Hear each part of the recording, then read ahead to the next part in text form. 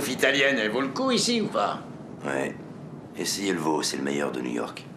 Va pour le veau. Cabiche.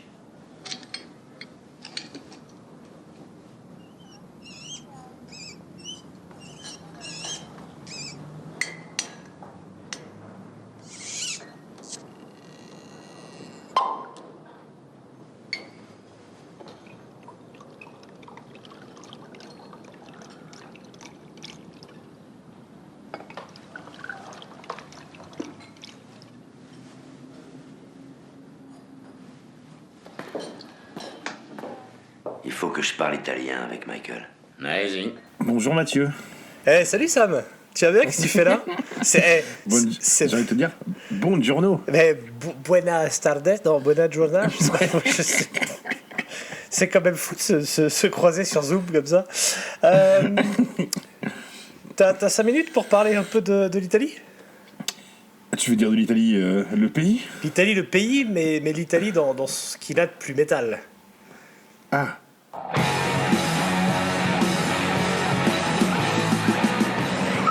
Des millions, vous êtes charmante, mais vous voyez ce que ça fait déjà 1 million, Armina?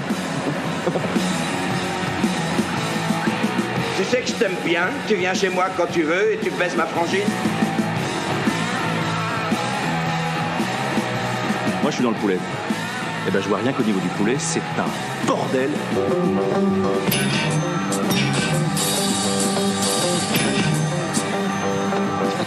Est-ce que tu sais, mon petit Sam, toi qui es né en 1982, est-ce que tu as une idée du tube italien qui marchait en 82? Oh, je sais pas, c'est Toto Cutugno ou Tata Cutugna.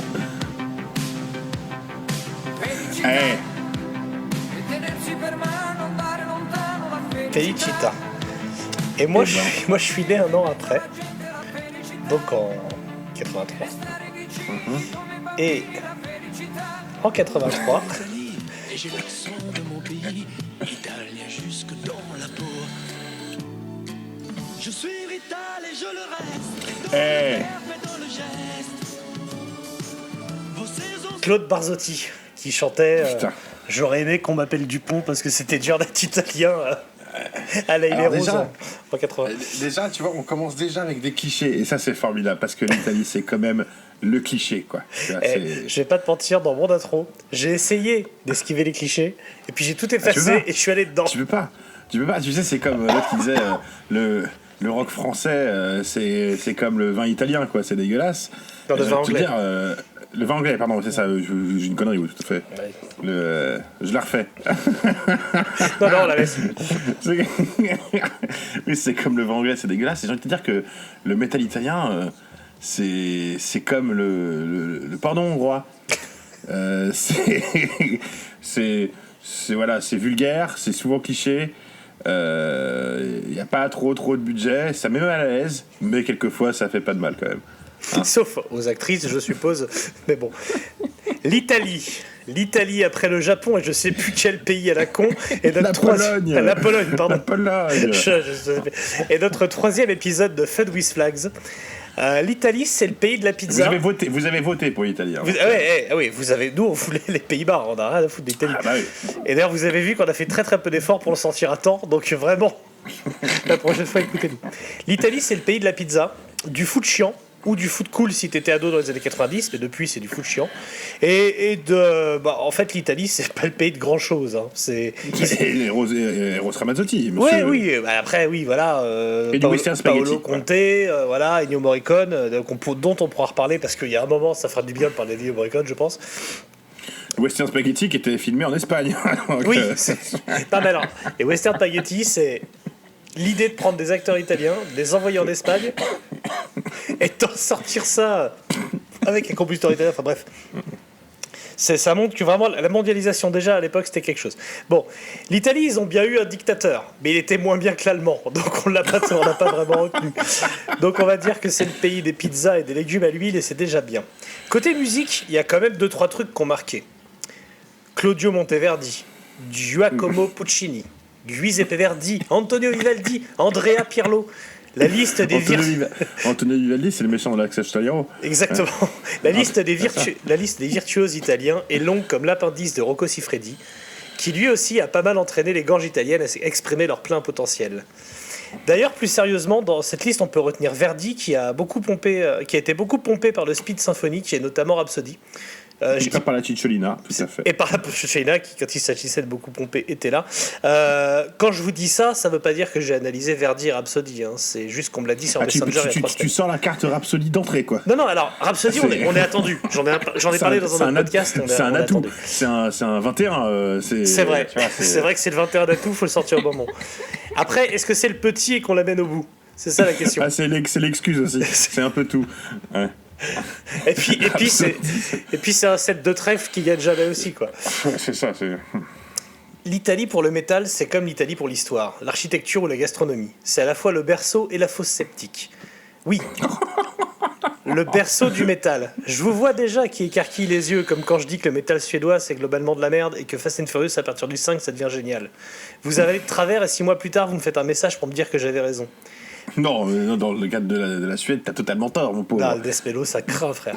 Mais c'est l'un des plus grands pays de métal au monde. Oui, parce qu'en Italie, le métal, ça a commencé en 1963 avec la sortie du film Les 3 visages de la peur de Mario Bava, qui en version originale s'appelait Il Trivoli der Tirladada, je suppose, et dont le nom anglais est Black Sabbath. Et oui. Et oui. Et je ne vous parle même pas de l'historique famille milanaise Ayomi, glacier de père en fils, dont le rejeton au doigt coupé inventa le métal à Birmingham. La diaspora Rital, frère. Et Ronald James... Si on parle de la diaspora Rital, il y en a eu. Ils sont pas italiens. On va pas parler de Ronnie James Dio. Ronald James Padavona, tu crois qu'il est d'origine croate, hein? Et Glenn Danzig, Carmine Appice. Oui, dans un sens, Max Cavalera aussi. Hein. À mon avis, c'est époque Italie fasciste, tu vois. Mais on est sur de la diaspora, on est sur de l'immigré. Voilà. Mais si on reste concentré sur les natifs, parce que c'est ce qu'on va faire aujourd'hui.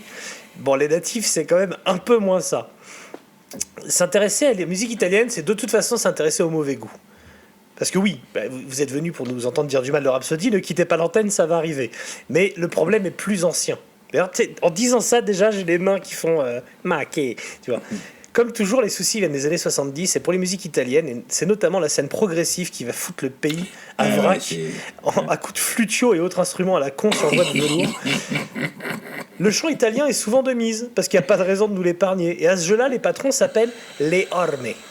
Les ormes, le orme en français, tu vois, ça fait chic. Et ce groupe est pas mal en vrai, hein. Il y a du clavier partout, mais sur la longueur, c'est plutôt cool. C'est vraiment un groupe qui est pas mal. Le genre de groupe, franchement, PA peut acheter l'album 80 balles sur Discogs sans problème. Je vous mets un extrait là, vous allez voir.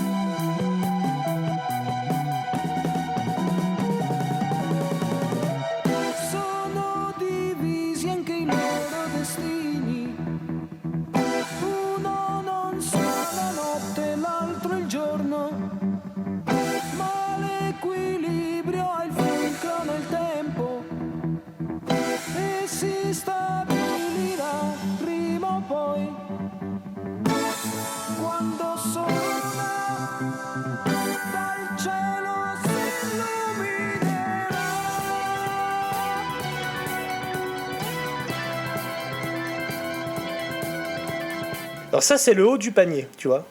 Ah, ça pour toi, c'est le haut du panier, ouais. mais putain, ce qu'il y a en dessous... Je te dis, c'est... pas. Non, mais c'est la mozzarella bufflone sur une pizza napolitaine, vraiment. Parce que derrière, c'est à l'avenant. Je sais pas si t'as écouté les trucs des années 70, mais... Ah, mais il y a ce côté, il y a vraiment ce côté, on va pas faire le cliché, et puis il y a vraiment ce côté italien, quoi. Ce côté, il y a vraiment ce côté italien, exactement. Ce côté opéra bouffe, tu sais, cette grandiloquence, c'est toujours présent, presque dans tout, même dans le sludge, là. Ah, c'est clair. C'est clair, il y a du clavier et de la grandiloquence à la con partout, quoi. Il y a de l'huile d'olive partout.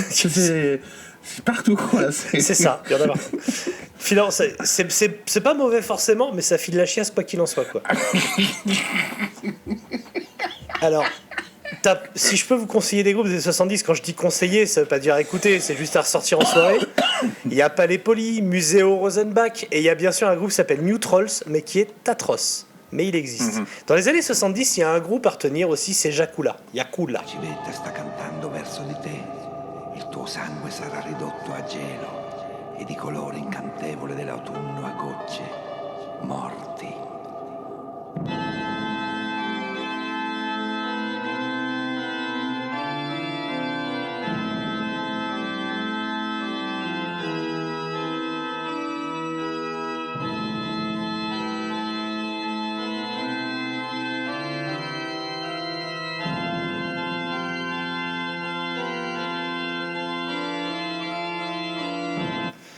Cool, là. Donc voilà, c'est un groupe qui n'avait pas sorti d'album en 69 quand ils existaient, mais longtemps après.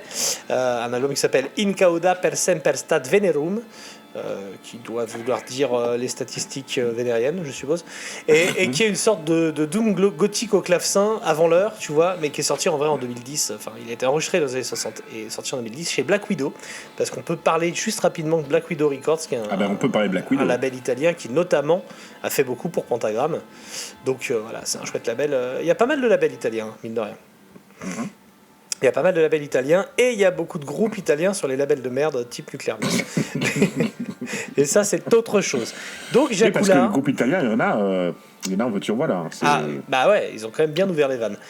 Yakula, c'est cool. Le Horm, c'est pas mal. Et après, on arrive direct sur Gobelin.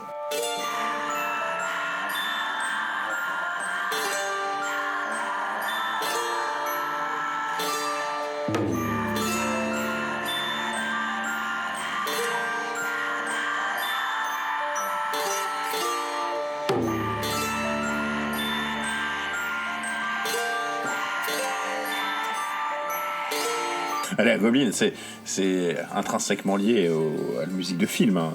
C'est ça. Suspiria. Donc voilà, nous on les a vus sur scène plusieurs fois. Moi, je les ai vus carrément sur scène, derrière le clavier. C'est ça, bah, Goblin, c'est ça, c'est la musique des Giallo, c'est Do Phénoménal, Suspiria, Tabi, c'est Zombie, alors, tous les films peut de Dario dire Argento. C'est une sorte de John Carpenter italien, de Carpentone. Oui, c'est complètement ça. Voilà, c'est ça. C'est Johnny Charpentier, quoi. Et ouais, non, il y a des super trucs. Alors évidemment, encore une fois, Goblin, c'est le kitsch. Hein. C'est le kitsch cool, mais c'est le kitsch. C'est le kitsch, oui. Voilà, à la même époque aussi, je tiens à placer une spéciale pour Giorgio Moroder, qui était quand même un peu le roi du synthé et qui a sorti le titre Chase notamment, issu de la BO Midnight Express, qui est un pur titre. Que j'ai, ouais, tout à fait. Ouais, qui est un pur titre, qui est pas loin d'être le meilleur titre italien de l'histoire. À défaut de concurrent, mais...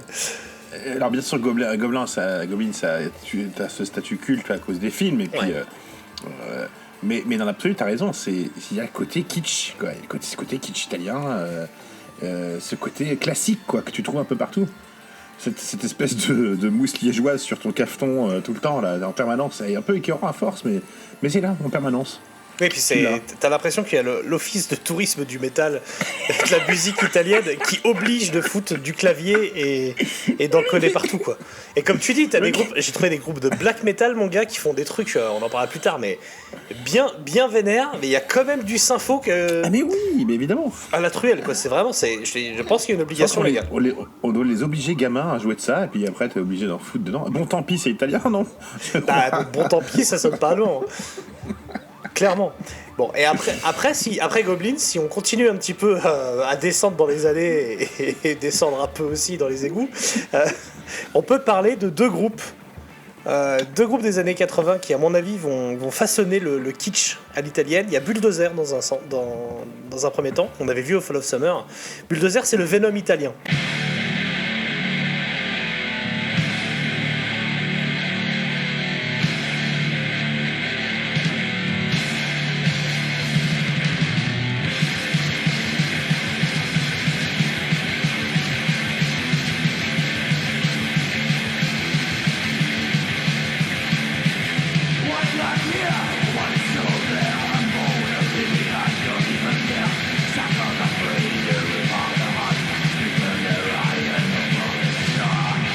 D'ailleurs, pour l'anecdote, c'est qu'ils avaient joué au Fall of Summer 2017.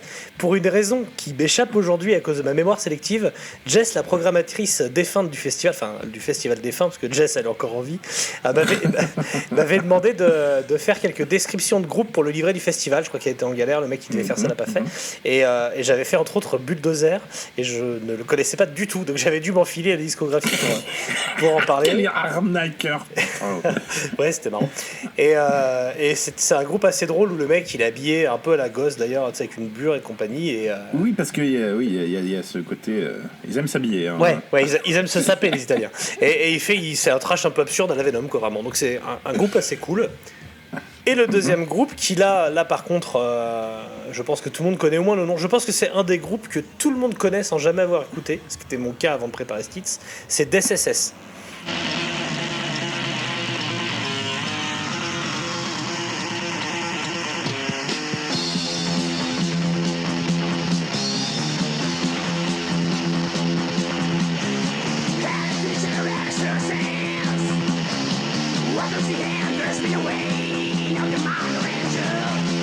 Ah bah oui, DSSS, donc groupe de rock metal. Il y a une belle scène speed metal hein, aussi. Ah bah après, ouais, le speed mélo, speed sympho, ça arrive tout droit. Ouais, c'est ça. Mais DSSS, on est sur de l'horror metal, c'est beaucoup de décorum, c'est très théâtral. Le chanteur s'appelle Steve Sylvester, et c'est ça qui a donné les initiales SS. Les mecs, à aucun moment, se sont dit que ça allait poser problème de s'appeler DSSS.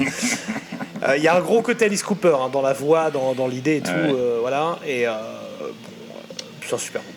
Moi, j'aime bien. Et j'ai remarqué que la plupart des groupes, après on va parler plus d'autres groupes, quoi. Donc, il y aura bien sûr UFO Mammouth, hein, bien sûr, ils vont y passer. Ouais. Et plein de choses. Mais il y a ce côté, en effet, ça commence bien. Il y a tout ça part toujours d'une bonne base. Hein. L'idée, c'est ça part d'une bonne intention. Mais moi, j'appelle ça le syndrome Fiat. Ah. Tu vois, Fiat font comme Ferrari, ils font des bonnes bagnoles. Fiat fait des bonnes bagnoles avec cette couleur rouge et tout. Et d'un coup, ça finit en Fiat multiplat. Tu vois ce que je veux dire? Et soudain, le bourrelet, quoi. Ça finit en pourquoi? Mais pourquoi? Il y a toujours ce clavier ou ce côté grandiloquent qui arrive. Et en effet, ça peut être très troublant. Après, on va pas faire cliché. Bien sûr, si on va dans les niches, on va trouver des groupes comme Grimm ou Zoo qui sont très différents, quoi. Même si Zoo a une formation classique. Mais et là, oui, c'est beaucoup moins. Mais dans tout le reste, même dans la Noir of Steel. Mais dans tout le reste, à ce côté opératique, quoi. Vraiment, à bouffe un peu burlesque et du coup un peu ridicule. Ouais, non, mais complètement. Le côté opératique, comme tu dis, ils peuvent pas s'en empêcher. Je vous vois les fans de Rhapsody of Fire, les fans de Luca Turi, là, vous avez son poster dans votre chambre avec sa guitare. C'est la guitare Beatles là, au niveau du thorax. Mais c'est quand t'écoutes fondamentalement, je veux bien que ça vous plaise mais fondamentalement, c'est ridicule quelquefois, Mathieu. C'est la Mostra de Venise, quoi.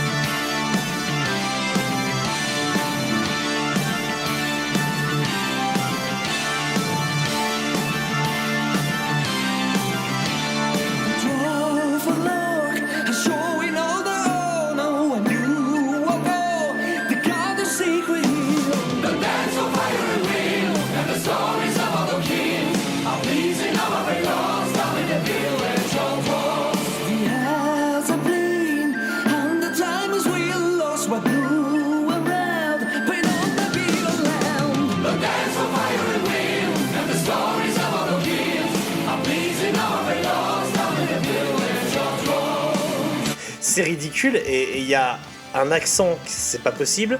T'as Oui, l'accent italien, c'est très dur. les mélodies au flutio sont quand même d'un cheap. C'est un scandale, quoi.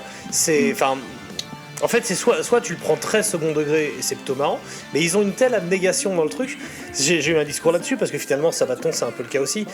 Sauf que Sabaton, il y a le côté grosse botte dans ta gueule et du coup c'est presque. Enfin, il y a un côté Oui, marrant. mais les Scandinaves, ils ont aussi, ça va, l'accent passe, il y a cet anglais qui est assez facile pour eux, mais c'est vrai que dans la langue Cultural. latine, l'italien, quand ils chantent en anglais, tu le sais. Quoi. Ouais. C'est très rare que tu ne captes pas, il y a le Tu même sais qu'il est italien, limite, ça passe, il y a des trucs, mais tout le reste, il y a un petit souci de... Rhapsody, désolé, ça va paraître raciste ce que je dis, mais quand je les écoute, je vérifie. Non, mais non, Non, ça va aller. Je vérifie toujours qu'on me pique rien dans les poches, quoi. Tu vois, avec à la voix, j'ai l'impression que le mec essaie de me barber mes clés ou mon portefeuille, quoi. C'est quand même compliqué. Mais on n'en était pas encore à Rhapsody, on en était à DSSS, dont le guitariste Paul Chain a fait par la suite du Doom. Voilà. Alors parlons de Paul Chain. Parlons de Paul Chain. Paul Chain qui est une grande figure... Voilà, qui est une sale trogue, mais une grande figure. C'est un peu le Scott Waino italien. Oui, complètement. J'ai trouvé des comparatifs à chaque fois. C'est Scott Wainito. Et Alors Paul Chain qui a eu son moment là de gloire il y a quelques temps. Hein. C'est le Roadburn qui l'a repropulsé, quoi. Oui, on peut dire ça. Il a eu une carrière Doom fin 80-90. Avant qu'il joue au Roadburn, Paul Chain, pour nous, c'était le frangin d'Emmanuel Chin, quoi. Tu vois, c'est vraiment pas à se mentir. On ne savait pas qui c'était. Arrête. Bah, c'est le mec, la légende du Doom que personne n'a écouté, pareil. Et c'est surtout suite à son split avec Waino qu'on a commencé vraiment à s'y mettre. Et d'ailleurs, je vous conseille d'écouter Nibu Down, qui est une superbe chanson, qui est belle comme un coucher de soleil sur les pouilles. Et pour faire une analogie cheesy. Et ouais, non, Paul Chain, c'est sympa. Et c'est aussi un producteur, il a produit beaucoup de choses.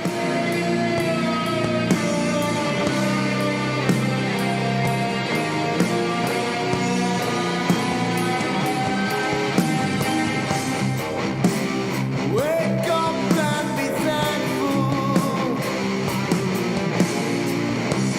for the fire that's in your breast. You're searching contemplation of the spark that's in your head. Feeling lucky today because this universe window. Non, c'est vraiment, je pense que c'est le seul studio qui sent pas les pattes en Italie, et donc les mecs un peu sérieux, ils vont chier. Et puis après, bah, y a le torrent de chiasse qui arrive derrière, quoi. Alors il y a d'autres trucs, il y avait bien plusieurs scènes quand même. Alors moi au début je pensais qu'ils avaient un problème de cohérence, la scène italienne, ils disaient genre il n'y a pas de scène en fait. Tu sais, il y avait une espèce de groupement, il faut mammouth, mais ça représentait que quoi à la limite. Ah ouais, mais là t'es sur le stoner. Oui, non, mais je te parle de scène en fait, tu sais, de cohérence de scène comme tu peux avoir dans plein d'autres pays. Il y a une scène une scène de Death, une scène de Doom, une scène. En Italie, t'as l'impression que c'est un peu le marché de Ventimille, quoi. Tu vois, il y en a un peu sur tous les stands et tout est avec la contrefaçon. Oui, il y a beaucoup de contrefaçon. La Italie, c'est de la contrefaçon, on va pas se mentir. C'est clair. Et à chaque fois, tu sens que ça a pris quelque part. Et il y a eu quand même une scène edge metal. Power metal. Par les avec Reprisal, Sentence, Purification. From the Living Sky qui est là et qui est complètement à part. Alors du coup là ils ont créé ça, il y a eu une scène quand même qui a été créée, mais pour tout le reste je trouve qu'il n'y a pas de cohérence en fait. Bah après t'as un groupe par-ci de... par-là, quoi, donc tu fais pas une scène c'est quand ça, t'es tout c'est seul. vraiment ah oui. Donc ouais. Ça se la joue beaucoup en solo, quoi. C'est un peu Roberto Baggio. C'est... Comment il s'appelait cet enculé d'attaquant là, que tout le monde détestait mais qui marquait avec la bite. Pipo Inzaghi. Pipo Inzaghi, Mais voilà, ouais. c'est du Pipo Inzaghi. L'homme qui était né en jeu. Mais c'est ça.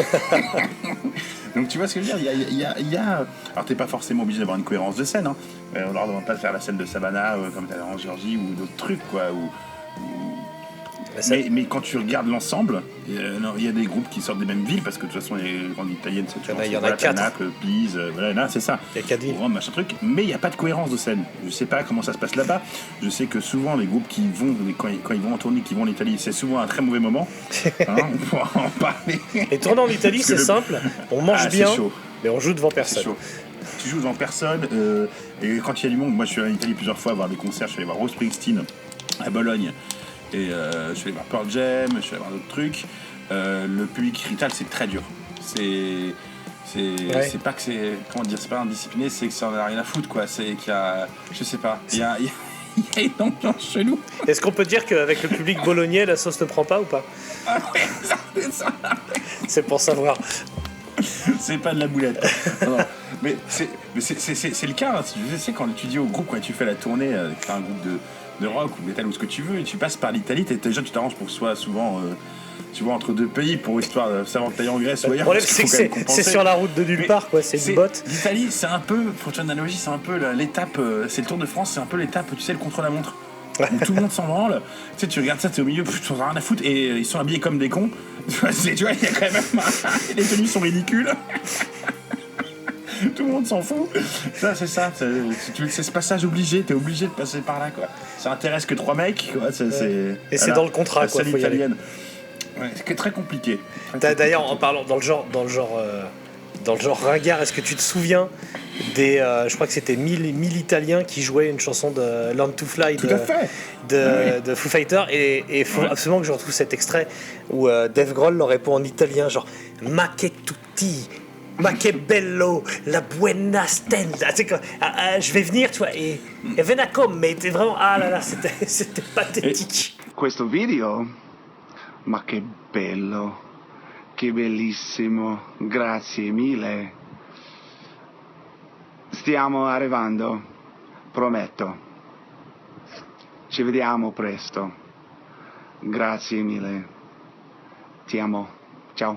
Et j'ai envie de dire qu'il n'y a tellement pas de figure vraiment représentative de cette scène-là, à part Paul Chain, si tu veux, ou bon, Luca Turi, et puis mec de Goblin, mais je veux dire, c'est pas non plus, c'est pas Slash, quoi, tu vois, je sais pas quoi te dire, c'est pas, non mais non, je pense que l'italien métal le plus connu, c'est Christina Scabbia de la Codacoil. Donc, j'ai envie de te dire, c'est presque devenu, c'est presque Mike Patton, la figure emblématique de la musique italienne. C'est quand même un putain de comble, quoi. Le mec, il a même pas rital. Mike Patton, il fait du bel canto, il se met les cheveux en arrière, c'est le meilleur rital de tous. Il est même pas rital. Mais Van Canto, c'est même pas italien. On va pas s'en sortir. On va parler de Rhapsody ou pas alors? Allez, vas-y. Bon, Rhapsody. Il faut y passer. Non, mais comme ça sera fait, on n'en parle plus. Ouais, voilà.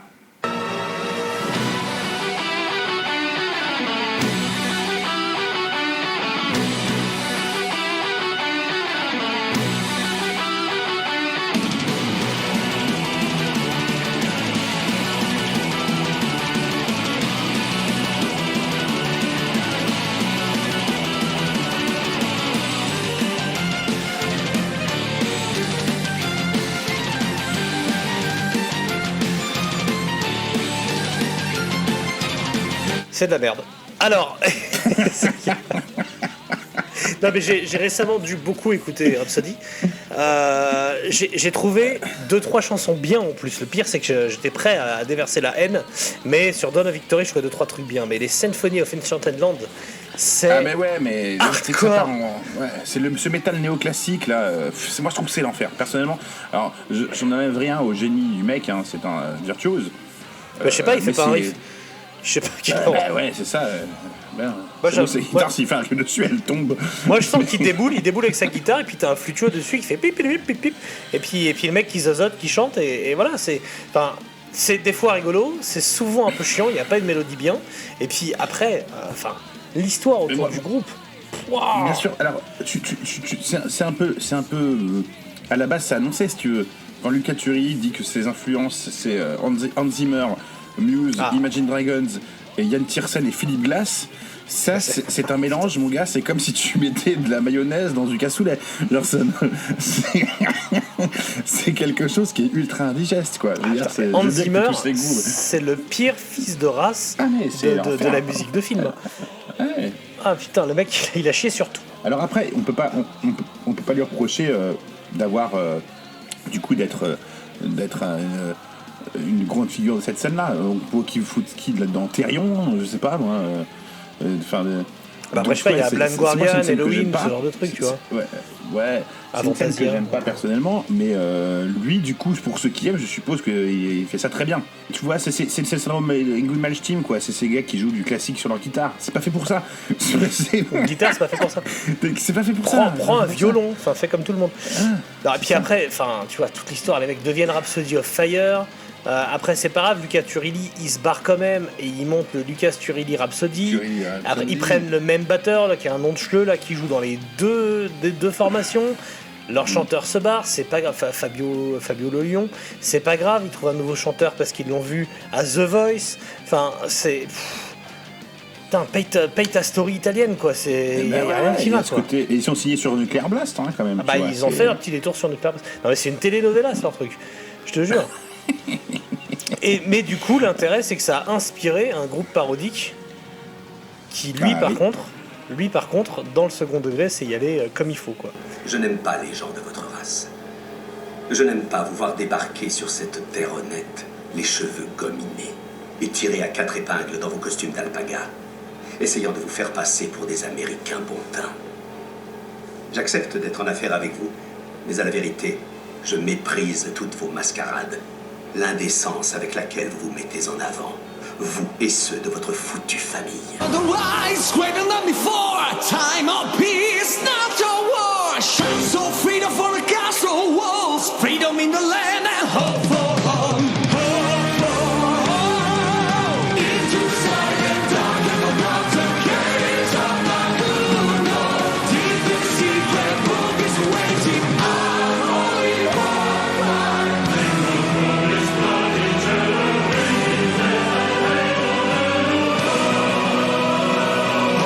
Oui, mais et là, il y a cette. Alors, tu le retrouves dans plein de dans bizarrement beaucoup de groupes italiens. C'est toujours cette relation métal et musique de film. Alors lui, il le revendique, il y en a beaucoup qui le revendiquent, qui le font presque tous. Hein. Souvent, il y a un film derrière. C'est un peu l'école Gobelin, quoi. Tu vois, l'école des Gobelins. C'est beau, bravo. Mais c'est souvent. D'ailleurs, souvent le cas. c'est fou d'avoir appelé une école française du nom d'un groupe à clavier italien. Je trouve ça. Bon. Bel hommage. Bel hommage, très bel hommage. Très bel hommage. Le mec était fan de Suspiria, enfin bref. Bon, ouais, donc Rhapsody, je sais pas quoi te dire, quoi. Ouais, c'est. En fait, les gens disent souvent que ça ressemble un peu à la musique du Seigneur des Anneaux. Non, mais tu vois, les gens disent que ça ressemble à la musique du Seigneur des Anneaux. Pour moi, c'est plutôt les qualités scénaristiques du Hobbit, quoi. Tu vois, de la trilogie du Hobbit. On est plus là-dedans. C'est Romain, c'est ça? C'est Romain Storem qui est fan de Rhapsody, non? Ah, j'espère, je lui souhaite. Il a clairement une tête à être fan de Rhapsody. Flutio toujours, est-ce qu'on glisse un mot sur Elven King ou pas?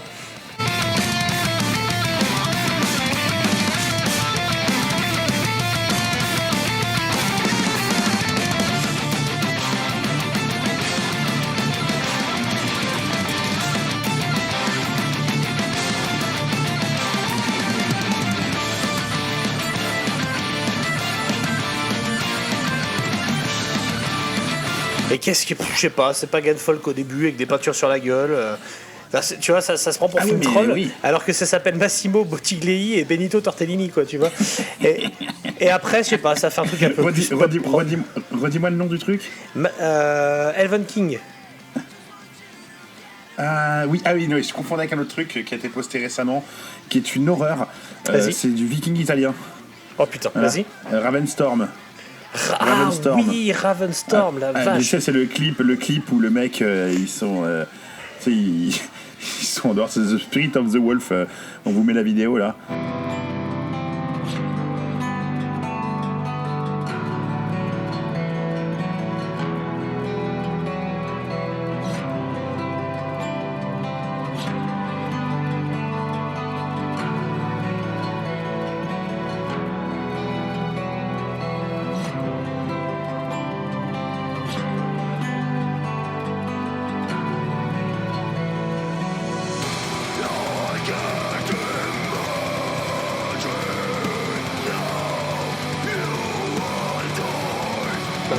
Du viking italien, je vous conseille d'aller voir. C'est comme je te dis, c'est de la mayonnaise dans du cassoulet. Les mix ne marchent pas en fait. Il y a un vrai problème. mais de recherche, je sais pas, identitaire. C'est la porte ouverte aux aborigènes portugais. Enfin, tiens, on peut y aller. Hein, Stop les Vikings, quoi. Donc ouais, Elven King compliqué. Dans le power metal, t'as Labyrinthe qui craint. T'as Flesh God Apocalypse. On en parle du truc qui mélange Death Technique et truc symphonique. C'est pareil. Non, c'est pas non. Death Technique, truc symphonique. Ça revient à incorporer du caca dans la tarte au vomi, quoi. C'est vraiment. D'ailleurs, c'est sur Nuclear Blast. Hein. C'est pas pour rien. Et non, ce groupe est infect. Oui. Il y a un vrai problème de recherche identitaire, je sais pas où est de cohérence. Alors en effet, on rigolait parce que chaque pays a son identité, tu vois. Les Suédois, ils peuvent forcément, les Norvégiens peuvent faire du viking, ils peuvent faire du black, ils peuvent faire ce qu'ils veulent.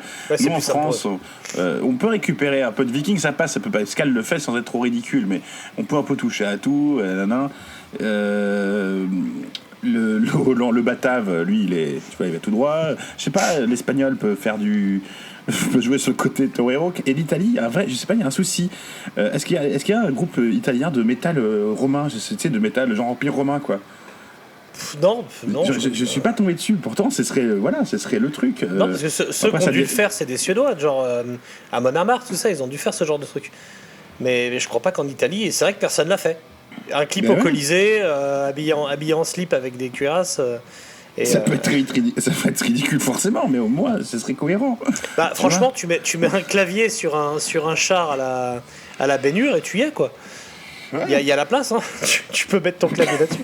Il y a clairement un concept. Un groupe de métal mafioso, tu vois. Un truc un peu rockable, c'est Don and the Corleone. Ouais, c'est ça. Alors ça a été fait mais aussi au Japon.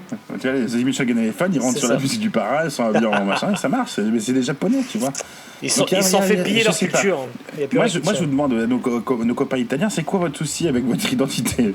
Vous n'arrivez pas à l'assumer? Qu'est-ce qui se passe? Je voudrais juste être sûr. Tu as des copains italiens?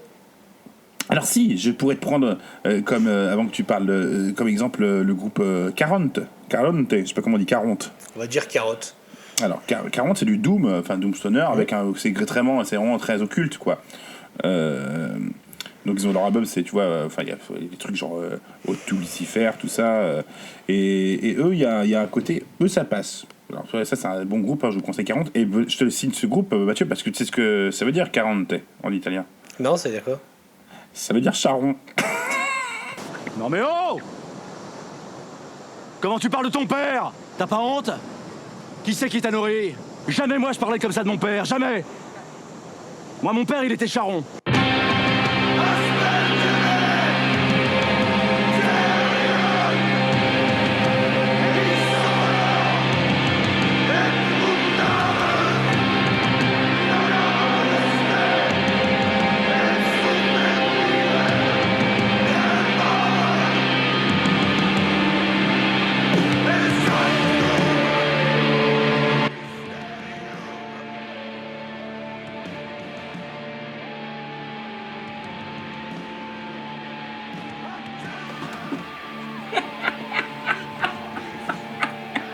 Voilà.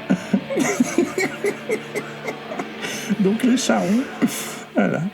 Et eux, ça va, ça s'est trouvé, voilà. Et Grimon, tu vois, les groupes comme Grim, on en parlera. Il y a ce côté aussi très classicisme, même dans leur sludge. Il y a ce côté corps, tu sais, très peinture à l'huile. Tu vois, école de Florence, quoi. Grim, c'est clairement le groupe de sludge qui va te chercher des pochettes, en effet, inspirées des plus belles toiles du musée de Florence, quoi. On est clairement sur cette recherche esthétique, là où normalement, il y a pas, c'est que du chaos, quoi. T'as pas d'esthétisme dans le sludge. D'ailleurs, Grim, c'est un peu dommage qu'il soit pas norvégien, parce que si Grim venait de Bergen, voilà, on pourrait faire des blagues sur la bière. Parce que c'est un peu le drame de tous les bons groupes italiens, c'est d'être italien. C'est ça. Et si tu veux qu'on aille sur des groupes un peu gras, c'est le moment, je pense, de parler de Graveworm.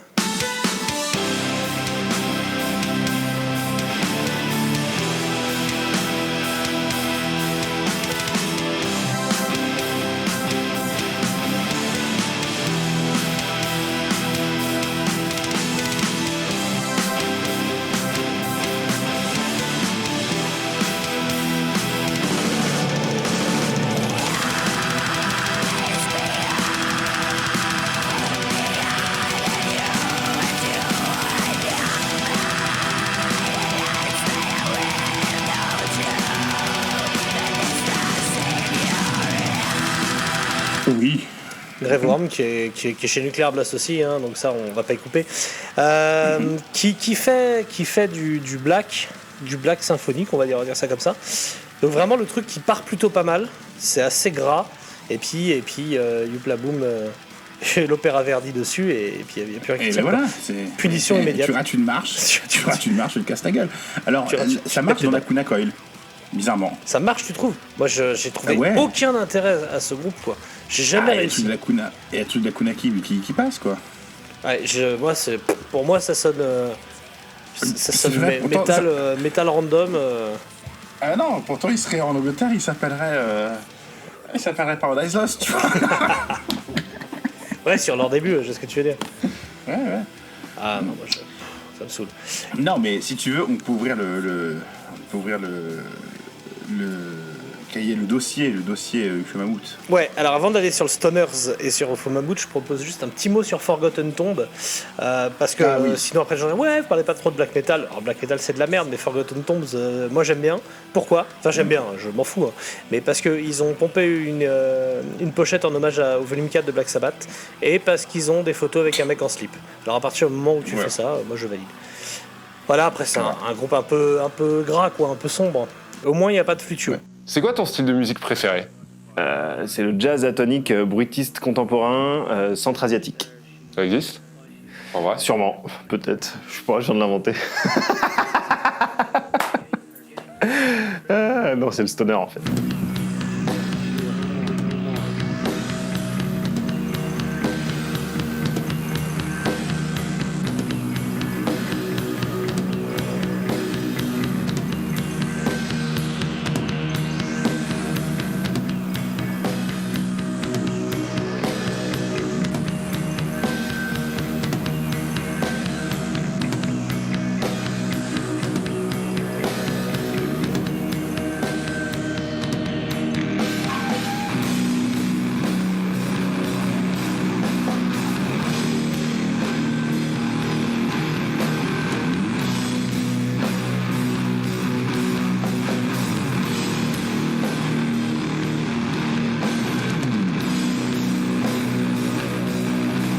Le stoner, pour en venir à Ufo-Mammouth, parce que Ufo-Mammouth c'est un dossier.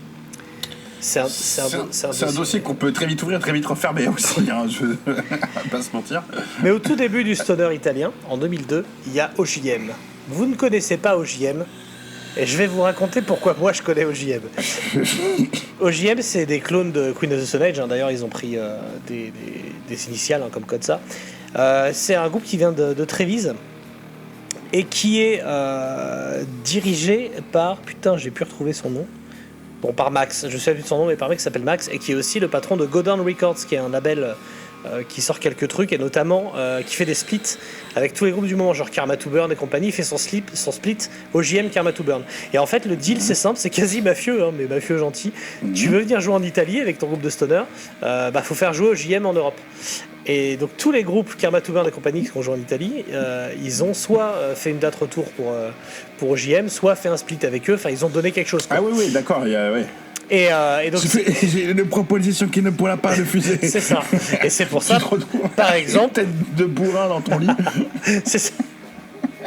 C'est pour ça, par exemple, que OJM, tu pouvais les retrouver en 2013 au Stop Gathering. Voilà, c'est que ça m'a permis d'aller jouer après avec Abraba en Italie, voilà, notamment à Savagno sul Rubicon, voilà, une ville. Mais musicalement, ça donne quoi? C'est horrible. Je t'ai dit que ça ressemblait à Queen of the Stone Age, donc voilà. Non, c'est horrible. Et aujourd'hui, cette place de mafieux du stoner italien est tenue par Gabriele Fiori de Black Rainbows. Tout à fait. Avec son label également. Ivy Psych. Alors c'est un bon groupe, hein, Black Rainbows. Oui, c'est meilleur que JM, rien à voir. Mais du coup, c'est marrant, il a vraiment pris la place du parrain, quoi. C'est le nouveau Don Corleone. Mais ce côté mafieux, tu l'avais aussi dans ce truc de collectif du Ufo-Mammouth, là. Ouais, Malleus. Oui, voilà. Ah bah ouais, après Ufo-Mammouth qui est là depuis quelques temps aussi. Qui ramènent leurs affiches en concert pour les vendre au Stone Gathering ou dans n'importe quel petit concert, parce que c'est pas des groupes qui font des grosses salles, donc ils font des petites salles, et qui vendent des affiches sur 130 balles, 150 balles, comme si toi t'arrivais avec ton bifton de 200 € dans la poche. C'est ça. Et qui se font un roadburn de temps en temps, un machin, et c'est comme ça qu'ils se font leur burn. C'est là qu'ils font leur truc, oui. C'est là qu'ils font leur bise. Alors musicalement, je vous très honnête, hein, c'est comme Monolord. Moi je dis depuis le début, je vous le dis, que c'est un cache-misère sans nom, quoi. Il n'y a absolument rien. Il y a un morceau. C'est une grosse couche de peinture sur un bout de plastique tout pourri, quoi. Il y a un morceau qui s'appelle Lacrimosa sur Snail King qui est vachement bien.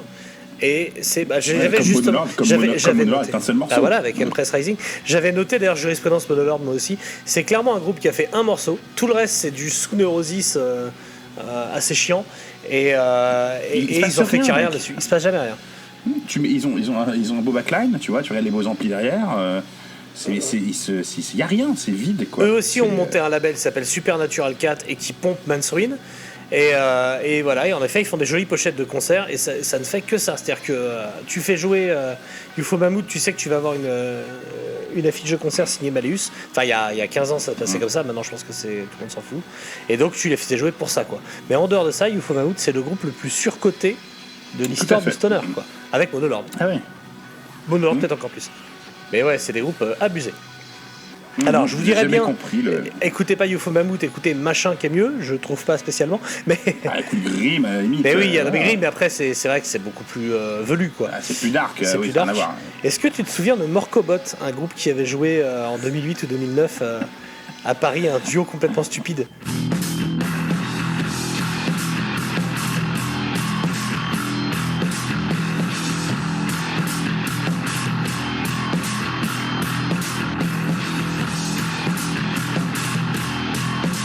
Tu te souviens pas de ça? Non. Bon, bah si vous voulez vraiment vous faire mal aux oreilles, écoutez Morcobot, c'est un truc, c'est comme Zoo, c'est vraiment. Alors je voulais en parler Zoo, mais moi Zoo j'aime bien. Ouais, mais Morcobot c'est cool aussi, mais c'est très déstructuré, très free c'est jazz. Une espèce de. Ouais, voilà, Zoo c'est du jazz metal, mais je trouve ça super avec un sax baritone. Ouais. Ça part dans tous les sens. Il y a Mike Patton d'ailleurs qui fait un guest dessus. Il y a King Buzzo de Melvins. Et c'est quand même un groupe qui invite l'un des Italiens les plus connus au monde lors d'un concert. En Italie, c'est Danny DeVito. Tu vois, génial. Non, Zoo, ah ouais, il y a des vidéos Zoo c'est très bien. Voilà, moi c'est un truc que je connais, que j'aime beaucoup. Il y a un côté, il y a un vrai côté Mr Bungle mélangé avec plein de choses. Je trouve ça très intéressant. Zoo. Avec un côté free jazz. Zoo ZU, si vous cherchez. Ouais, c'est ça. Ouais. Oui, c'est très très très bien. Mais sur scène c'est super aussi. Donc ouais, mais ça c'est un groupe à part. C'est vraiment, voilà, c'est pas classe. C'est une classe dans le jazz metal chelou. C'est ça, encore une découverte du Roadburn, si je ne m'abuse. Mais dans le truc de l'Italie puis de la contrefaçon, Nana War of Steel le fait très bien. Oui, ça. Et je propose presque de finir là-dessus. Avant ça, pour le stoner, il y a Messa qu'on n'a pas signé évidemment. Messa qui était la sensation il y a 2-3 années. Tout à fait. J'ai le sentiment qu'on entend quand même un peu moins parler. Bon, en même temps là, on n'entend plus parler de grand-chose avec le Covid, mais Messa qui paraît qui a un petit côté jazz, mais plus. Club Boren Gore, quoi. Voilà, non, mais plus voilà, et qui fait un truc un peu doomy, Ivy Doom. Oui, c'est le premier album très très bon. Ouais. Ah, j'aime beaucoup le deuxième aussi. Mais voilà, super groupe, super chanteuse, super gratteux, Marco, je sais plus comment, on va l'appeler Marco Tortellini, on les appelle tous comme ça. Et elle, pour le coup, ça passe son accent, on l'entend pas quand elle chante, elle a donc ça. Ouais, on va pas faire. Arrêtez, vous êtes des racistes, l'accent, il y en a bien dans les. Non, mais là, quelquefois, l'accent italien en anglais, c'est très dur. C'est très compliqué. Je pense honnêtement que personne ne fait de réflexion sur le racisme depuis le titre sur le Japon, où là, clairement, si la Lycra laissait passer ça, on est à peu près tranquille. Oui, mais bizarrement, là où l'accent japonais donne un côté exotique, tu vois, un côté. Je trouve que c'est une valeur ajoutée. C'est comme ces reprises des années 60. Dans les années 60, il y a eu un revival en Thaïlande du rock'n'roll, et en Thaïlande, ils reprenaient Elvis. Et il y avait un chanteur qui reprenait All Shook Up. Je te retrouve le titre, c'est génial. All Shook Up en thaïlandais, il n'y a rien de mieux. Et cet accent, il y a un côté exotique, il y a ce côté exotique, il y a ce côté qui marche, quoi. Mais sauf que l'accent italien, dès qu'il se fait appeler en anglais ou en français, tu sais que tu vas te faire baiser la gueule. C'est pour te faire les poches. Je suis pas d'accord. C'est que nous, tous les films et les téléfilms des années 80, nous l'ont vendu comme un accent de voleur de poule, quoi. Maintenant, c'est ancré en nous, quoi. L'accent allemand, clairement, tu te plantes pour pas te faire buter. L'accent italien, tu mets tes mains sur les poches et tu zippes ta veste, quoi. C'est pas de notre faute, c'est TF1 qui nous a rendus racistes. Hein. Moi, je voulais pas ça à la base. Hein. Ah ouais, mais il y a toujours la carte pour l'italien, la carte pour le touriste. Hein. Si t'es déjà allé à Naples, mon pote, je peux te dire que. Ah bah c'est des senteurs, hein, faut aimer. Ouais, mais ça fait partie du folklore, voilà, c'est ça. C'est ça. Et donc clairement derrière, le groupe, bah écoute, finalement, je vais même te dire, le groupe le plus italien de tous, le groupe qui va le plus ressortir de ça, qui est vraiment un groupe que j'aime beaucoup finalement, c'est Manowar of Steel. Ouais. Parce que c'est un peu le Roberto Benigni du métal. c'est exubérant. Ah, pour eux, la vie est belle, c'est sûr. Et voilà. ouais, bah alors, ils ont Rhapsody sous le nez. Ils voient Rhapsody qui fait n'importe quoi. Il dit, mais nous, on va le faire, mais vraiment second degré, quoi. Donc d'abord, il s'appelle Manowar. Donc déjà Manowar en main, et puis après Manowar Hostile, où là il passe donc, sur Manowar il chante pas mal en italien et les blagues sont référencées Italie, quoi. Je pense qu'il faut être du pays pour comprendre, avec un peu un côté comme nous on a en France avec Ultra Vomit. Et à partir du moment où il s'appelle Manowar Hostile et le célèbre Into Gay Pride Ride, les mecs vont tout droit, quoi. Et sur Starway to Valhalla, leur dernier, alors là c'est... Mais au moins voilà, c'est crédible. C'est l'Italien qui veut faire du Viking, ça retrouve là. Au moins ça se prend pas au sérieux. Du coup ça marche. Bah après c'est Hail to Liechtenstein, c'est Call of Cthulhu que je vous conseille vivement parce que littéralement les mecs appellent avec leur iPhone Cthulhu. Yellow.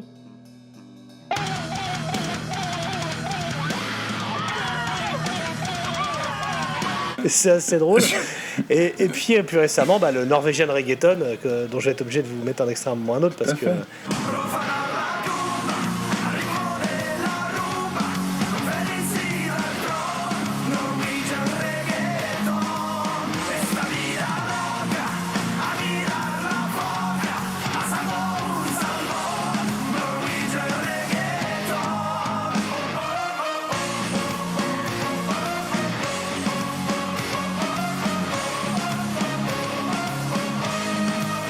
La chanson la plus zouk de l'histoire de la Norvège italienne. Et là, clairement, le côté contrefaçon est assumé. Là, clairement, t'es sur les vendeurs de plage. Ah oui, non, t'es à Ventimille, t'es sur le marché de Ventimille. C'est ça. Mais le mec, il a des maillots de la Juve.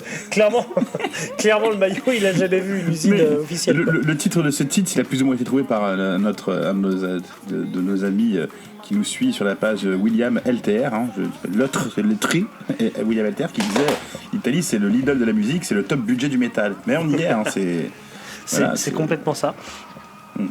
C'est complètement... Non, mais alors là, c'est vrai qu'il faut dire un truc du fait qu'on ait beaucoup utilisé ce titre avant de le faire.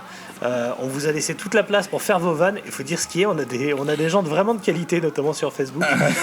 Alors, il faut savoir que dans le rock, il y a toujours dans un pays quelqu'un qui représente ça en tant que journaliste. Nous, en France, on a Philippe Manœuvre, on va arrêter de dire ça. En Italie, ils ont leur Philippe Manœuvre, il y a un mec qui s'appelle Pino Scott. Alors Pino Scott, il faut aller voir des vidéos sur YouTube. C'est une espèce de Ozzy Osbourne italien. C'est le sosie de Ozzy Osbourne italien. Il a les mêmes lunettes. C'est le sosie de Ozzy Osbourne italien. Et c'est un mec qui avait une émission télé qui s'appelait sur Rock TV Italia. Et il faisait des émissions. Et il recevait des spectateurs, en direct, qui parlaient c'est Pino au téléphone. Pino Scotto. Et il passait son temps à se faire insulter. Alors c'est Renaud Bernard qui m'en a parlé. Renaud Bernard, merci beaucoup parce que je suis allé voir, je me suis tapé des barres de rire. Alors malheureusement c'est pas sous-titré, mais vous comprenez de toute façon que ça se passe mal. Il se faisait insulter à chaque émission, on se foutait de sa gueule et il pétait les câbles. Il insultait les gens et tout. Génial. Il a vraiment un gros problème de santé mentale. Je pense qu'il a eu beaucoup trop de drogue, mais il a vraiment le côté Ozzy Osbourne, quoi. Et lui a représenté le métal à la télé italienne, quoi. Et il a joué dans un film qui s'appelle Extreme Jukebox et il a deux groupes. Alors allez voir les interviews de ce mec sur son émission de Rock TV, il était improbable, quoi. Tu non sei un babbo, sei un pezzo di merda e ti devi vergognare di essere un babbo, te lo dico io. Pezzo di merda, io ho un figlio di 36 anni, coglione, e per mantenerlo ho lavorato in fabbrica 35 anni, pezzo di merda, hai capito? E ho sempre vissuto la mia vita con coerenza, mica come te che magari hai 60 anni e stai lì a guardare me, coglione. Vai a lavorare e pensa a tua figlia piuttosto, che se un padre come te sta crescendo una deficiente uguale a te. Vai a fare in culo, stronzo. Putain, c'est vrai qu'il ressemble. Enfin, il se prend pour Ozzy, quoi, avec les petites lunettes fumées. Ah oui, c'est Ozzy, quoi. Il pète des câbles, en direct à la télé, quoi. Complètement fou. Ah bah, si on est dans les mecs un peu carrés, j'en ai un pour vous aussi. Est-ce que tu connais, on sait jamais, c'est mon histoire du jour, est-ce que tu connais Cesare Bonizzi?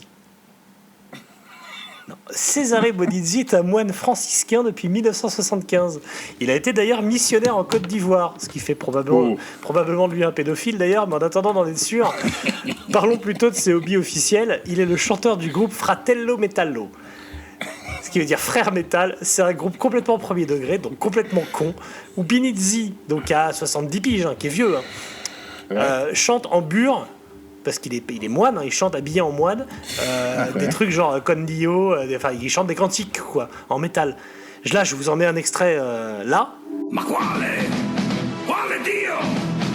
Lontano, potente, prepotente, strapotente, che decide, lui, per noi, motore, immobile, opprimente, non è, no, un Dio così non va frequentato. Mais alors, plus que ça encore, si vous êtes en voiture, je vous conseille vivement d'aller visionner le clip Vafanate de Fratello Metallo et vous m'en direz des nouvelles, mon gars, c'est gratiné. Les Fratelli, c'est les coups. D'ailleurs, t'as une sorte de Mama Fratelli en plus jeune qui est dans le clip, en train de répondre à son téléphone sur un canapé, filmé avec le pire angle possible, un angle que même Michael Bay aurait refusé. Oui, mais je vois très bien. C'est chaud, c'est génial. Meilleur truc possible. Combien de temps vous êtes à cette fenêtre? Oh, assez longtemps pour vous dire que vous devriez prendre une femme de ménage dans cette baraque. Eh merde! Mais comment on veut que je crée quelque chose avec cette putain de pièce de musée? Ah mon Dieu! Che cazzi questi sono? Jacques, nous avons des clients occupants. E perché? E questo non è un ristorante. Zitto, zitto, stupido, non capisci niente. Va bene, mamma, ho capito. Mes enfants, mettez-vous à l'aise, vous êtes ici chez vous. Mamma, un petit fuori, questa è un donzello. Elle va vous faire quelque chose de bon. Qu'est-ce que vous voulez? Juste un verre d'eau. Alors 4 verres d'eau. C'est tout? Oui. Non. Oui, je veux des scalopines à limone. Je veux la gliatelle à Fredo. Une bouteille de fettuccine 1981. Ici, mon petit, nous ne servons que de la langue.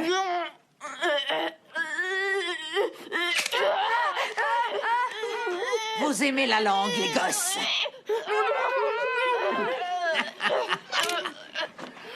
C'est tout? Recommencez pas. Assis! Ça va, Choco? Ah oui. Alors en groupe comme ça, au débeauté, vous pouvez sauter aussi Evil. Donc Evil, E-V-O-L, un groupe de blagues italien de Padoue. Voilà, que vous pouvez écouter. Ah, c'est Padoue, ils sont de Padoue. Ils sont Padoue. Alors ils sont séparés, je crois depuis 2001, il me semble, je sais plus. Oui, c'était signé chez Adiposer Records, un label français. Ah oui, exact. Voilà. Bon, donc, oui, mais après il y a Abysmal Griff, il y a pas mal de groupes, tu vois. Mélodique, Abysmal Griff, on peut parler d'Abysmal Griff. Non, on peut pas. Très, très bon, non, mais enfin on peut. Moi je m'en fous. Il faut bien trouver. Si on dit que tout est mauvais aussi, ça va être compliqué, Mathieu. Non, les gens s'attendent pas qu'on dise qu'il y a des bons groupes. À un moment, il faut bien essayer de trouver un point, tu vois. Les guitares sont bien accordées. Après, tu sais, moi, je pourrais citer sur Facebook, dans ces cas-là, Gilbert Tripier. Bon, très bien. Bonsoir Gilbert, qui dit « La grande histoire du métal italien sonne à mes oreilles comme la fabuleuse épopée du bobsleigh jamaïcain. On sait que ça existe. On peut en faire un film ou un podcast si on n'a pas le budget. Parce que ça sonne exotique, mais ça s'arrête là, faut pas déconner. Et c'est complètement ça. » Des groupes comme Calédon. Alors, c'est Mathieu David. Mais oui, c'est si ça. Calédon ils viennent de Padoue, alors là on va pas y arriver. Mais est-ce que techniquement, est-ce que Mathieu David ne serait pas italien, ou est-ce que l'Italie n'est pas faite pour Mathieu David? Mais Mathieu David habite plus ou moins l'Italie du 77, mais c'est clairement il habite à la petite Italie quoi. Ah non mais ce gars-là il a l'âme et le cœur tournés vers Rhapsody, c'est clair. Ouais. Valovan vous avez envoyé un groupe qui s'appelait Eitel Melda. Eitel Melda. C'est espagnol, ça. Oui. Je sais pas, non, l'anneau del Oldio, non, c'est italien. L'anneau del Oldio. Ouais, J'ai des images qui me viennent en tête qui, franchement, me feront passer par le purgatoire.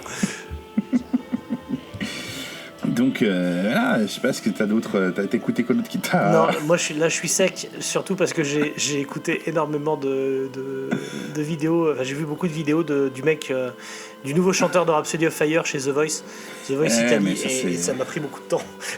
Et il reprend que du Led Zeppelin, il le chante, pas mal, mais cliché. Et non, c'est assez atroce. Mais alors, voilà, est-ce que ce métal italien, est-ce que c'est pas partie de la grande arnaque, de la grande arnaque européenne? Moi, je pense que dans tous les groupes qu'on a parlé, même Goblin, qui est le groupe le plus établi, le plus légendaire italien, on peut parler de la Lacuna Coil si tu veux, je sais pas, ou Rhapsody, mais pour moi, il n'y a pas encore, je suis désolé, putain, depuis les années 60, quoi, il n'y a pas encore un truc gigantesque, un vrai truc qui représente l'Italie. Enfin, pas forcément qui représente, mais qui est l'essence, tu vois, et qui ont leur propre personnalité qui est sortie de ce pays, quoi. Quand même improbable. Mais il y a Ennio Morricone. Ouais. En dehors.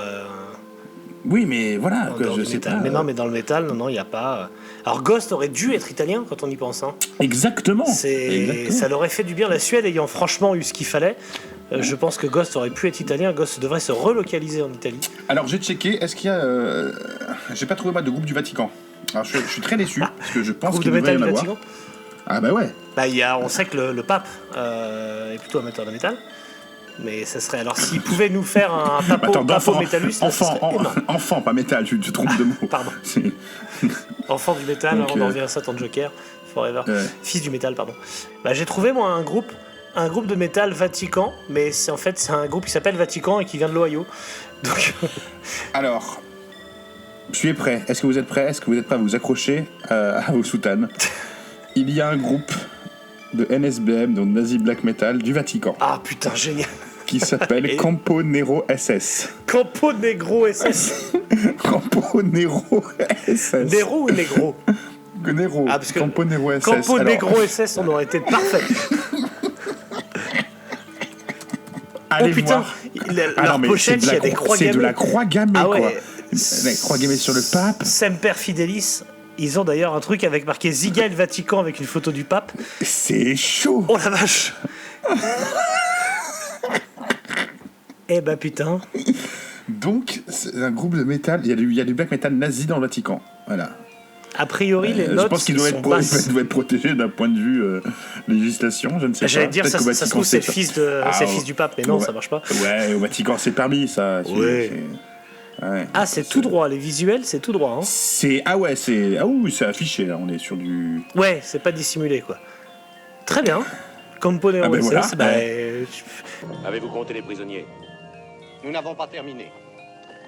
Je suis chargé de vous lire ce message de votre maître, Marcus Licinius Crassus, commandant les légions d'Italie. Obéissant à un sentiment de pitié, nous décidons que vos vies seront épargnées. Esclaves vous étiez, esclaves vous demeurerez.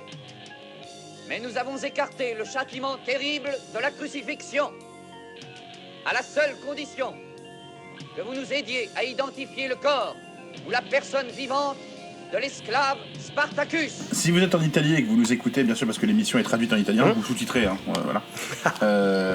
Lancez-vous, faites un groupe Spartacus, quoi. Faites-moi un truc, faites-moi rêver. Ah bah l'idéal, c'est ça. Faites-moi un groupe Pompéi, quoi, où vous vous recouvrez de cendres sur scène, vous vous enflammez, ou je sais pas, faites un truc de chez vous, quoi. Je suis Spartacus. C'est moi, Spartacus. Je suis Spartacus. Je suis Spartacus. C'est moi, Spartacus. C'est moi, Spartacus. Je suis Spartacus.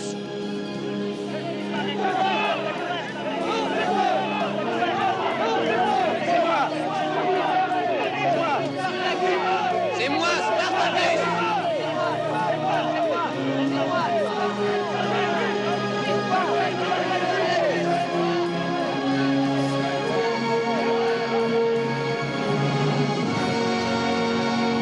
Non, c'est clair que là, c'est ce qui manque. Il manque un groupe qui va chercher les valeurs italiennes. Tu vois. Les vraies valeurs. Les vraies. Silvio Berlusconi, quoi. On veut des vraies valeurs italiennes. On veut du. Voilà. C'est une fois qu'on aura ça, SPQR en fait, faut que le groupe s'appelle SPQR. Et, vous avez réussi dans le passé, il y a eu Gala, vous nous avez sorti Gala. Pourquoi Gala, vous c'est êtes dans italien. si bon chemin? Elle est italienne. Bien sûr qu'elle est italienne. Bah Gala. voilà, bah il est là le plus grand groupe le plus grand groupe italien. C'est Gala, Free Fan Desire mon gars.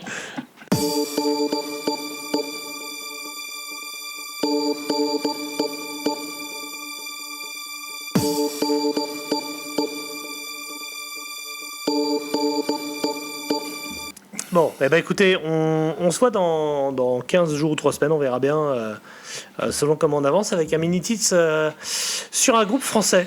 Je vais vous laisser là-dessus. Mini-tits sur un groupe français, commandé par ce bon François Médarts. Ah putain, je qui vois est- ce que ben c'est. ouais, Oh, qui a l'enfer. bien l'intention de nous casser les couilles et qui va le payer. Donc, on en est là. À bientôt. Et je vous laisse avec The Chase de Giorgio Moroder. Bisous. Ciao, bello.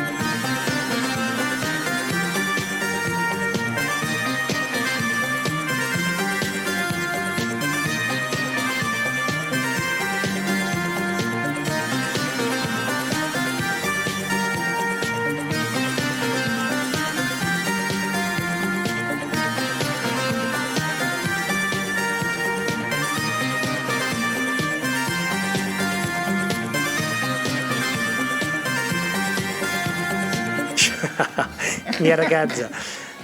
Bon, je crois que tous les clichés y sont passés, c'est bon, normalement c'est validé.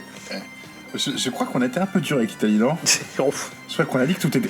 Si on résume, on a dit que tout était pourri, on est d'accord. Je crois que l'Italie était dure avec elle-même. Hein. C'est pas de notre faute.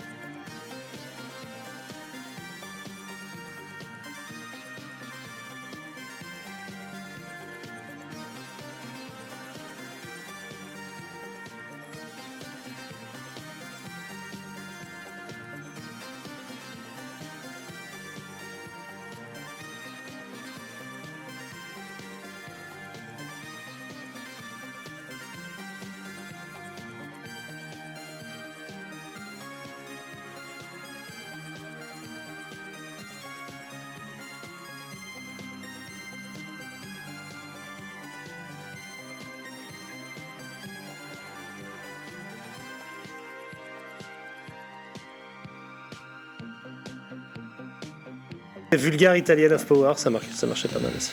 Aussi. Ah putain. On a oublié Diano dans les Italiens expatriés. Ah oui, c'est vrai. Paul Diano. Mais si on citait tous les Italiens, il y en a beaucoup. Il y en a des caisses. Ozzy, il était qu'avec des Rital. Hein. Ah bah ouais. Ouais, c'est surtout Geezer qui était qu'avec des Rital. Quand il avait Dio, Ayomi et Apice, il devait en manger les tagliatelles, le pauvre. En tout cas, il mangeait pas de viande, ça. Geezer, on pense à toi. Geezer qui en ce moment est on fire. Je sais pas si t'as vu, entre le fait qu'il a plus ou moins dit que c'est lui qui avait inventé les Devil's Horn et qu'il y a eu un backlash de ouf, genre ouais, tu chies sur la mémoire de Dio, il a dû s'excuser sur Twitter. Et, qui ça Geezer Butler. Geezer, il a chié sur la mort de qui? Il a chié sur la mort de personne, mais il a dit oui, c'est moi qui ai inventé les Devil's Horn en 69. Parce qu'il a retrouvé des vieilles photos de lui. Ah ouais, mais c'est Gene Simons qui a sorti cette connerie-là. Il a sorti ça aussi, Geezer? Et il a retrouvé des photos de lui en disant bah je faisais déjà ça en 69. Ah ouais. Et en fait, les gens se sont énervés en disant tu chies sur la mort de Dio. Il a dû s'excuser en disant non, c'est pas l'idée, désolé. Je disais pas, c'est lui qui les a inventés, y a pas de problème. Mais juste moi, je faisais ça aussi pour rigoler, mais c'est pas resté iconique quoi. Et donc ouais, il a eu 2-3 sons aussi. Ah, il y avait Steve Giorgio dans les Rital, Ralph Santona, il y en a plein. Enfin, c'est pas les Rital, hein, c'est juste des... Et Philippe Anselmo est d'origine italienne. Ah bah oui. Philippe Anselmo qui avec les Illegals a fait des meet and greet à $1,500 pour des concerts sur YouTube. Là, c'est ouais. Ils sont bien les ricains.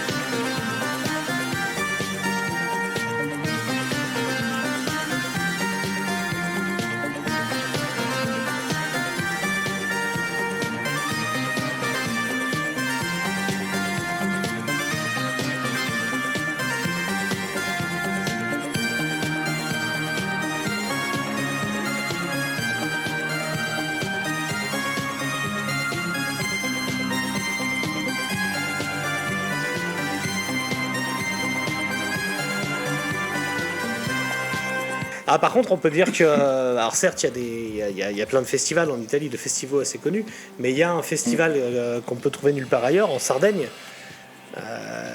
qui s'appelle, tu vas me retrouver le nom tout de suite, putain. Pardon. En Sardaigne, le Duna Jam. Le Duna Jam, voilà. Il y a le Duna Jam. Et ça, c'est pas le truc le plus irritable du monde. C'est qu'ils font un festoche et t'es obligé d'écrire une lettre de motivation pour y aller. Genre, ça se mérite, tu vois. C'est pas le truc. Voilà.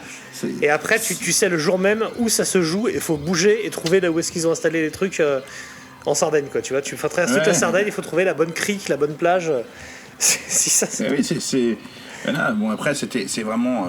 Alors, on en reconnaît qu'adore ça, mais c'est vraiment. C'est le festival Bobo Absolu, quoi. Ah, ouais. C'est sûr. T'es pieds nus sur la plage, tu regardes les groupes sur le soleil couchant. Souvent, des groupes, on va pas se mentir, ça ne marche que à ce moment-là. Parce que tu les écoutes sur album, tu te fais chier, mon pote, tu reprises tes chaussettes, quoi. Et puis ça marche que si t'as pris de la drogue, hein. On va pas se mentir. Ah oui, bah évidemment. Tous ceux qui t'ont dit le Duna Jam c'était énorme, ils étaient sous LSD aussi. Hein. Faut pas oublier. Si t'y vas sans rien, mon gars, les journées sont longues. Hein. Ah bon, c'est un peu l'inverse du Fall of Summer où tu fais des roulés-boulés sur les pentes boueuses de la base de laser de Torcy. Ça, c'est la vraie musique. Ça, c'est la vraie vie.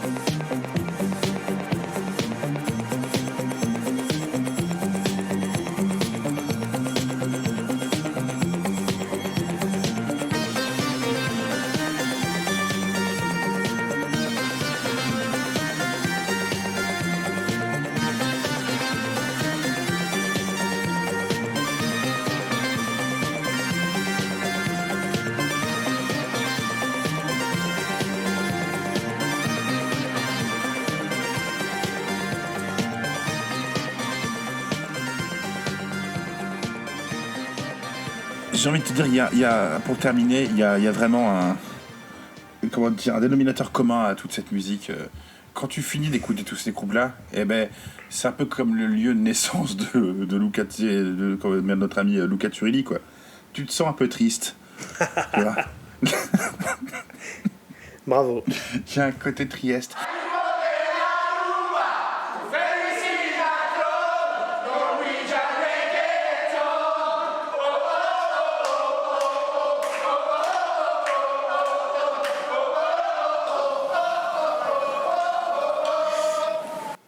Comme disait mon rabbin, on coupe.